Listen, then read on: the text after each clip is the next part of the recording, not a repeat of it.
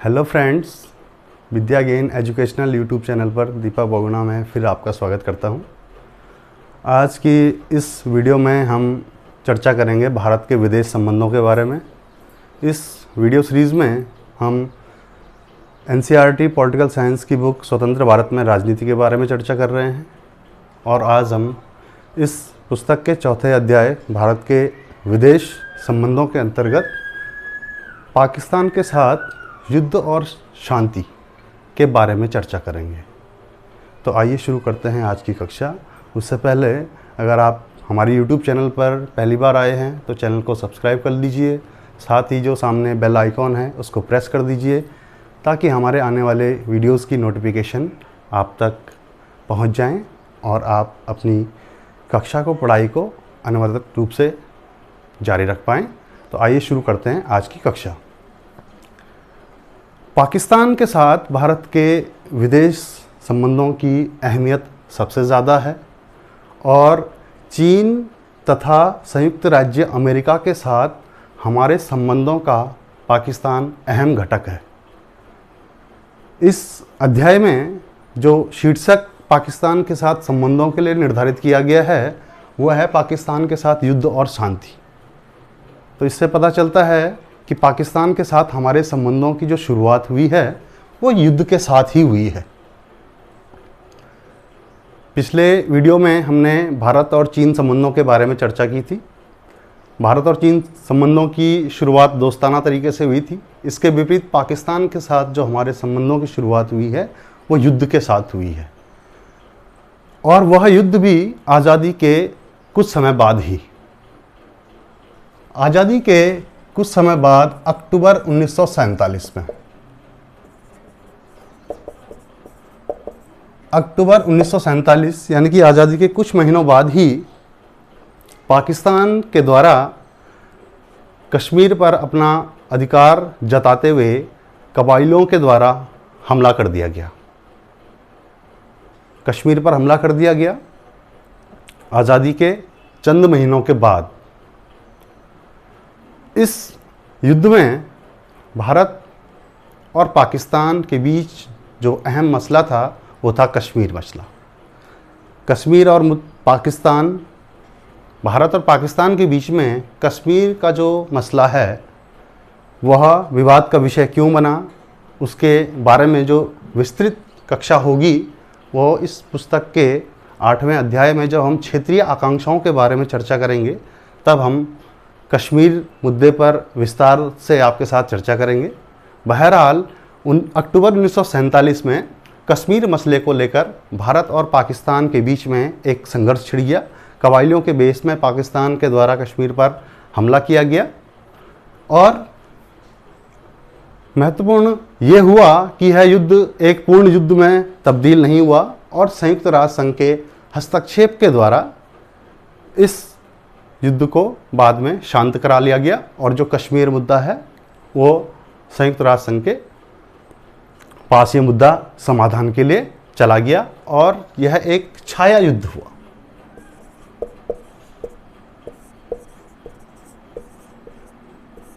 छाया युद्ध हुआ और यह पूर्ण युद्ध में तब्दील नहीं हुआ।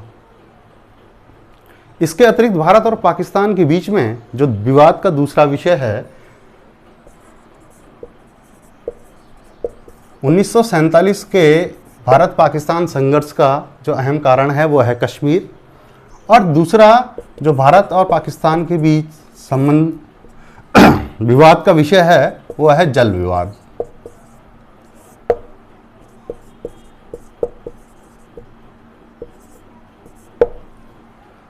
जल विवाद यानी कि सिंधु नदी के बंटवारे को लेकर दोनों देशों के बीच में विवाद लंबे समय से, आज़ादी के समय से चला आ रहा था और 1960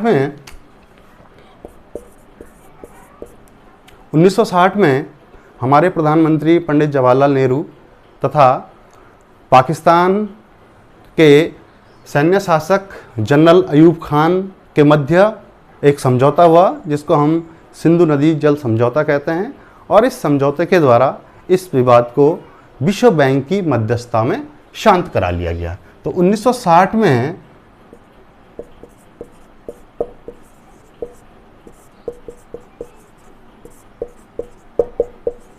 सिंधु जल संधि, और इस सिंधु जल संधि पर हस्ताक्षर किए नेहरू तथा पाकिस्तान के सैन्य जनरल अयूब खान, और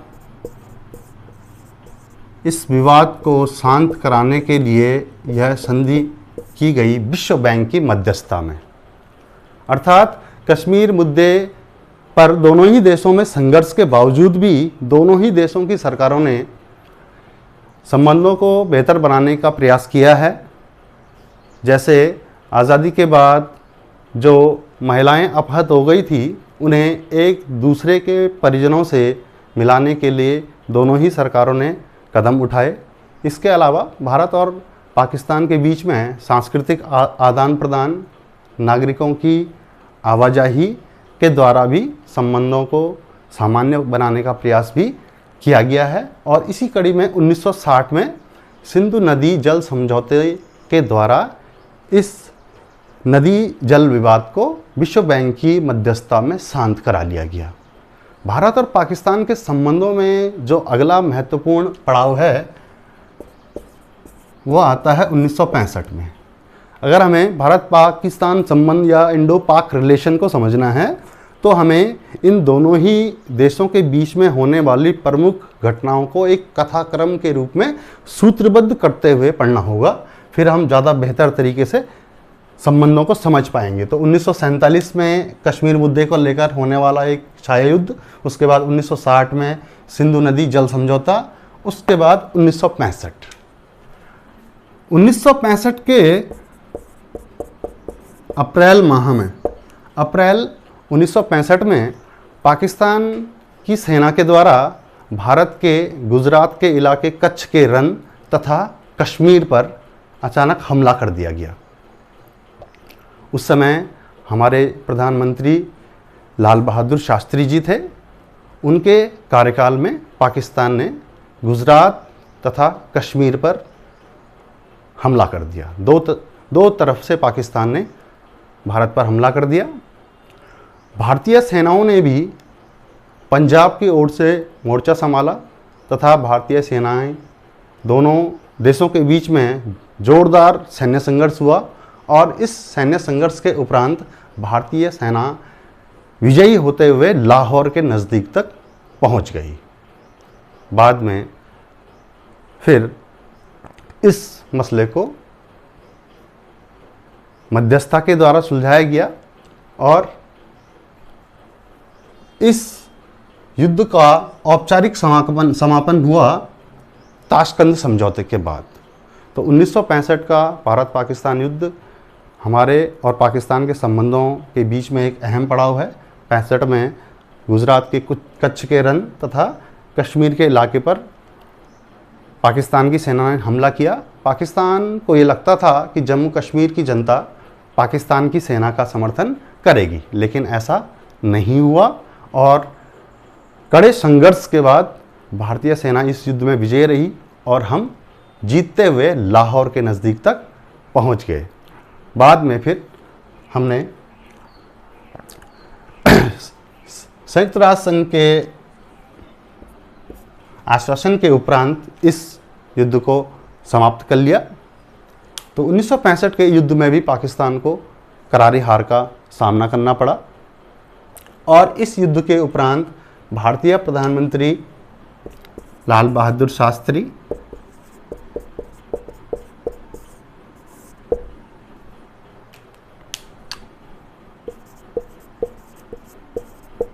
और पाकिस्तान के सैन्य शासक अयूब खान के मध्य ताशकंद समझौता हुआ।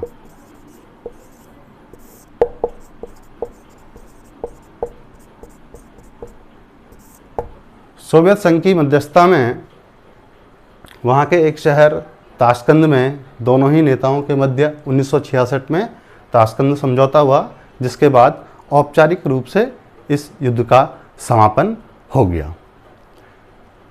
भारत तथा पाकिस्तान, इन दोनों ही राष्ट्रों के बीच में अब वो तीसरा समय आया जब दोनों ही देशों को एक बार भीषण सैन्य संघर्ष का सामना करना पड़ा, और वह समय आया 1971 में।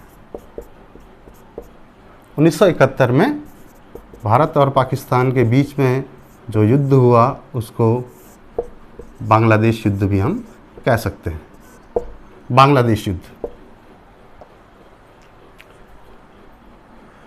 बांग्लादेश युद्ध का जो कारण है उसकी पृष्ठभूमि में पहले हमें जाना होगा। तो बांग्लादेश युद्ध का जो उत्पत्ति हुई उसके पीछे जो मूल कारण है, दोनों ही देशों के बीच में जो 1971 में पूर्ण युद्ध हुआ, उसका कारण है पाकिस्तान की आंतरिक व्यवस्थाएं। हम जानते हैं कि आज़ादी के समय ब्रिटिश भारत का विभाजन हुआ तथा भारत तथा पाकिस्तान दो अलग अलग राष्ट्रों का जन्म हुआ। पाकिस्तान के दो क्षेत्र थे, एक पूर्वी पाकिस्तान और एक पश्चिमी पाकिस्तान। पाकिस्तान और इसके जो मध्य का भूभाग है वो भारतीय भूभाग है। तो इस तरह पाकिस्तान दो क्षेत्रों में बटा हुआ था, पूर्वी पाकिस्तान और पश्चिमी पाकिस्तान। अपनी आज़ादी के 20 वर्ष से भी अधिक समय के बाद पाकिस्तान में वर्ष 1970 में पाकिस्तान में प्रथम आम चुनावों का आयोजन किया गया। वर्ष 1970 में पाकिस्तान में पहले आम चुनावों का आयोजन किया गया। इस आम चुनावों में खंडित जनादेश निकलकर सामने आया। खंडित जनादेश से हमारा आशय ये है कि पूर्वी पाकिस्तान तथा पश्चिमी पाकिस्तान दोनों क्षेत्रों में अलग अलग राजनीतिक दलों को जन समर्थन प्राप्त हुआ। पूर्वी पाकिस्तान की अगर बात कर ली जाए तो पूर्वी पाकिस्तान में शेख मुजीबुर रहमान की पार्टी आवामी लीग को जोरदार जन समर्थन प्राप्त हुआ, तथा दूसरी ओर पश्चिमी पाकिस्तान में वहाँ की पार्टी पाकिस्तान पीपुल्स पार्टी पीपीपी को, जो कि जुल्फ़िकार अली भुट्टो उस पार्टी के नेता थे, उनके नेतृत्व में सफलता प्राप्त हुई। इस प्रकार पहले ही चुनाव में पाकिस्तान की जनता ने एक खंडित जनादेश दिया। पूर्वी पाकिस्तान में शेख मुजीबुर रहमान की पार्टी को मिलने वाले जन समर्थन के पीछे जो भावना कार्य कर रही थी वो यह थी कि पूर्वी पाकिस्तान के लोगों को यह लगता था कि पाकिस्तान की सरकार के द्वारा उनके साथ दोयम दर्जे के नागरिकों का व्यवहार किया जा रहा है। उन्हें वह नागरिक अधिकार, स्वायत्तताएं और वह समस्त मौलिक सुविधाएं प्राप्त नहीं हैं जो पाकिस्तान के लोगों को प्राप्त हैं। उनका ये मानना था कि सरकार उनके साथ दोयम दर्जे का व्यवहार करती है, और इसी वजह से उन्होंने अपने नेता शेख मुजीबुर रहमान के नेतृत्व में यह जनादेश सुनाया। पूर्वी पाकिस्तान के लोग चाहते थे कि एक परिसंघ बना दिया जाए, वो एक परिसंघ को बनाने की मांग कर रहे थे, लेकिन पाकिस्तान के नेता इस बात को स्वीकार करने के लिए तैयार नहीं थे।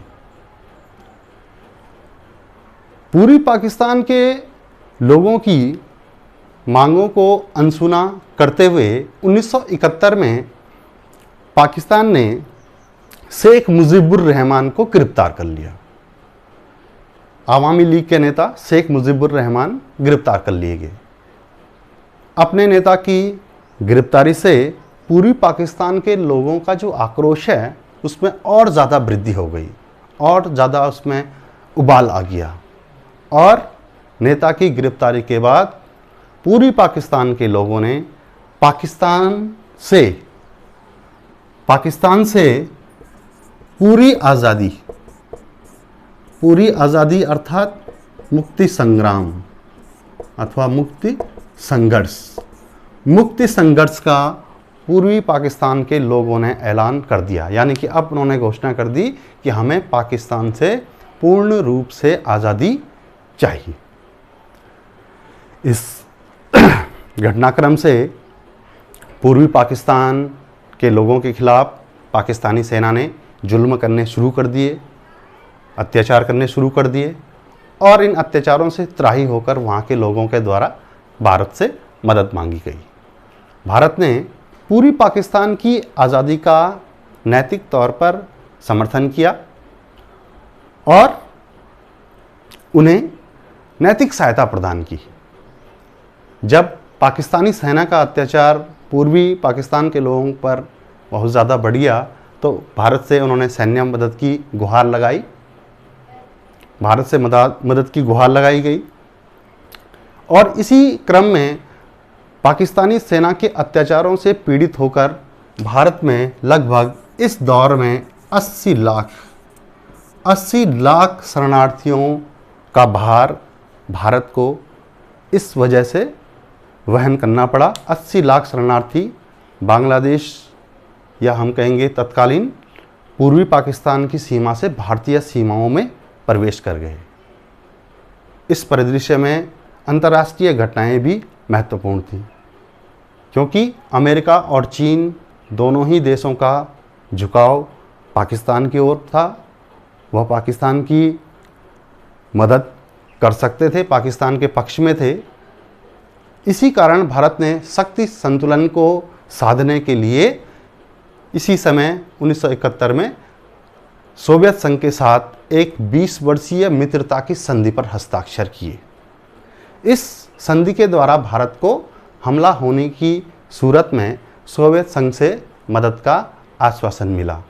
तो इस प्रकार पाकिस्तान भारत के अन्य देशों के साथ संबंधों में भी एक अहम घटक रहा है और 1971 की इन्हीं परिस्थितियों के कारण भारत को सोवियत संघ से मित्रता की संधि पर अपने हस्ताक्षर करने पड़े ताकि शक्ति संतुलन को स्थापित किया जा सके, क्योंकि पाकिस्तान की नज़दीकियां चीन और अमेरिका से बढ़ रही थी।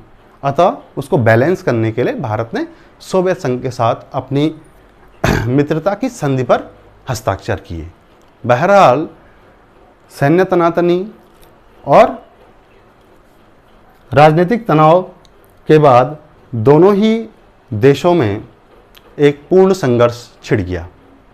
पाकिस्तान की सेना ने इस बार पंजाब और राजस्थान पर हवाई हमले किए और उसकी सेना ने कश्मीर में मोर्चा संभाला। तो इस प्रकार राजस्थान, पंजाब और कश्मीर पर 3 ओर से पाकिस्तान के द्वारा हमला कर दिया गया। भारत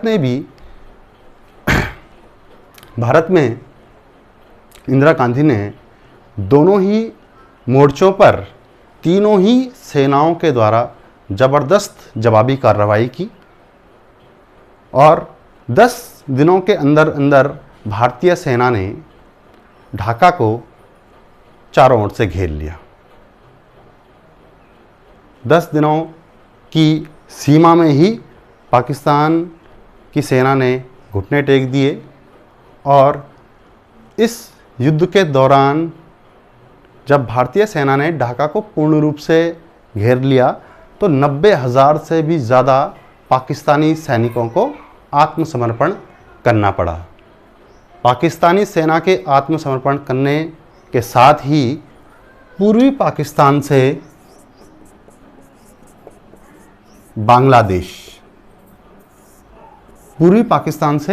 बांग्लादेश नामक एक नए राष्ट्र का उदय होने के साथ ही यह युद्ध भी समाप्त हो गया। इस दौरान पाकिस्तान ने भारत पर अपने देश के विभाजन का भारत को जिम्मेदार बताया। लेकिन बहरहाल 1971 के इस युद्ध में भारत की विजय से भारत में उत्साह की लहर दौड़ गई और यह बात स्पष्ट हो गई कि भारत ने अपने सैन्य प्राबल्य को, सैन्य पराक्रम को बढ़ा दिया है। इस दौर में इंदिरा गांधी की लोकप्रियता में 4 चांद लग गए और उसके बाद देश में कुछ महत्वपूर्ण उपचुनावों में और विधानसभा के चुनावों में कांग्रेस पार्टी को जोरदार सफलता प्राप्त हुई। देश में इस विजय से उत्साह की लहर दौड़ गई और इंदिरा की राष्ट्रवादी छवि इस दौरान और ज़्यादा मजबूत हुई, उनका जनाधार बढ़ा और उनकी लोकप्रियता में भी इससे वृद्धि हुई। तो इस प्रकार भारत और पाकिस्तान के मध्य 1971 में होने वाले युद्ध के परिणाम स्वरूप ही पूर्वी पाकिस्तान बांग्लादेश के रूप में एक नए राष्ट्र के रूप में स्थापित हुआ और बांग्लादेश के उदय के साथ ही इस युद्ध का भी समापन हो गया। इस युद्ध के बाद 3 जुलाई 1972 को पाकिस्तान के प्रधानमंत्री जुल्फ़िकार अली भुट्टो तथा भारतीय प्रधानमंत्री श्रीमती इंदिरा गांधी के मध्य शिमला समझौता हुआ। शिमला समझौता 3 जुलाई 1972 को भारत पाकिस्तान के मध्य 2 नेताओं के मध्य शिमला समझौता हुआ और इस शिमला समझौते के द्वारा फिर औपचारिक शांति की स्थापना की दिशा में कदम बढ़ाए गए। बहरहाल अब चर्चा करते हैं कि इन 3 युद्धों में 1962 का चीन के साथ युद्ध, 1965 में पाकिस्तान के साथ युद्ध और 1971 में फिर पाकिस्तान के साथ युद्ध, इन 3 युद्धों का भारत की राजनीति पर और भारतीय अर्थव्यवस्था पर क्या प्रभाव पड़ा। तो हम जानेंगे कि 1962, 65 और 71 में पड़ोसियों के साथ लगातार होने वाले युद्धों के कारण भारत में नियोजन की जो प्रक्रिया है वो मंद पड़ गई और भारत में पंचवर्षीय योजनाओं की जो गाड़ी है वो अपनी पटरी से उतर गई। 1966 में चौथी पंचवर्षीय योजना को शुरू होना था, लेकिन 1969 यानी कि 1969 में 3 साल बाद इस योजना को शुरू किया जा सका और 3 साल तक एक वर्षीय योजनाओं को लागू किया गया। इस प्रकार पंचवर्षीय योजनाओं के द्वारा नियोजन की प्रक्रिया इन युद्धों के कारण प्रभावित हुई और इन युद्धों के कारण भारतीय अर्थव्यवस्था पर अलग से व्ययभार बढ़ा। साथ ही 1962 के युद्ध के बाद भारत ने साल 1963 में भारत ने रक्षा उत्पाद विभाग की स्थापना की गई। इसी प्रकार 1965 में रक्षा आपूर्ति विभाग की स्थापना की गई। साथ ही देश में अब यह सोचने का समय आ गया था कि अब हमें अपने संसाधनों का, महत्वपूर्ण और कीमती संसाधनों का इस्तेमाल अपने रक्षा क्षेत्र में करना होगा। तो कुल मिलाकर के संसाधनों का रक्षा क्षेत्र में प्रयोग बढ़ गया, उसका दबाव हमारी अर्थव्यवस्था पर भी आया, हमें रक्षा व्यय में हमारी वृद्धि हो गई और उसके साथ साथ हमें अपने सैन्य ढांचे का आधुनिकीकरण करना पड़ा। तो इस प्रकार भारत और पाकिस्तान के साथ जो संबंध हैं उनकी कुछ अहम कड़ियाँ हैं। 1947 का युद्ध, 1965 का युद्ध, 1966 में ताशकंद समझौता, 1971 में बांग्लादेश के साथ युद्ध, 1972 में शिमला समझौता। उसके बाद भी दोनों ही देशों के बीच में कश्मीर सबसे अहम मसला है। उस मसले का अभी समाधान नहीं हो पाया है, वो एक विवादित विषय है, उसका अभी समाधान नहीं हो पाया है। लेकिन उसके बावजूद ही दोनों ही देशों की सरकारों ने समय समय पर संबंधों को बेहतर बनाने का प्रयास किया है, चाहे वो सांस्कृतिक आदान प्रदान का मामला हो या फिर नागरिकों की एक देश से दूसरे देश आवाजाही का मामला हो। इसके साथ साथ आर्थिक और व्यापारिक संबंधों की बहाली पर भी दोनों ही देशों ने शांति स्थापित करने का प्रयास किया है और लाहौर बस सेवा तथा दोनों ही देशों के मध्य ट्रेनों के संचालन के भी प्रयासों के द्वारा शांति की स्थापना का प्रयास दोनों ही तरफ से किया गया है। और पाकिस्तान के साथ जो हमारे संबंध हैं, उन संबंधों के जो निहितार्थ होते हैं, उनका जो जुड़ाव होता है वह अंतर्राष्ट्रीय राजनीति से होता है कि दूसरे देशों के साथ हमारे संबंध, खासकर चीन के साथ, अमेरिका के साथ और अन्य अंतर्राष्ट्रीय शक्तियों के साथ हमारे संबंधों में पाकिस्तान एक महत्वपूर्ण घटक रहा है। तो भारत और पाकिस्तान के साथ संबंधों के इस वीडियो में आज के लिए इतना ही। आगे आने वाले वीडियो में हम भारत की परमाणु नीति के बारे में चर्चा करेंगे, साथ ही विश्व राजनीति के बदलते हुए समीकरणों में भारत की विदेश नीति में जो बदलाव आए हैं उन बदलावों के बारे में चर्चा करेंगे। तो इसी प्रकार के एजुकेशनल वीडियोस के लिए आप हमारे चैनल के साथ जुड़े रहिए। चैनल पर अगर पहली बार आए हैं लाइक कर दीजिए, सब्सक्राइब कर दीजिए और अपने फ्रेंड के साथ शेयर कर दीजिए। शीघ्र ही नए वीडियो के साथ आपके साथ पुनः मुलाकात होगी। वीडियो देखने के लिए धन्यवाद। नमस्कार।